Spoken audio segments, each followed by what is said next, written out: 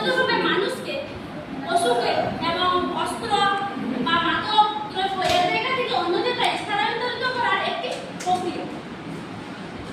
এর পরের স্লাইডে আমরা দেখে দেব যে হিউম্যান ট্রাফিকিং নিয়ে কি কি ল রয়েছে। তো তার আগে আমরা জানব যে হিউম্যান ট্রাফিকিং বা মানব পাচার হলো জোরপূর্বকভাবে কোনো ব্যক্তিকে এক জায়গা থেকে অন্য জায়গায় স্থানান্তরিত করার একটি প্রক্রিয়া।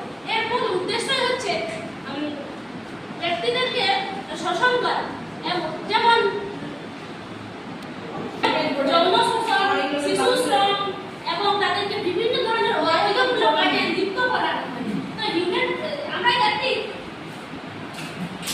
স্কোর ডাটা হিস্টোরিতে 2020 সালে টোটাল কেস ফাইল করা হয়েছিল 4709টি। তার মধ্যে মহিলাদের কেস ফাইল করা হয়েছিল 2797 এবং 18 বছরের নিচে শিশুদের কেস করা হয়েছিল 2222 জন।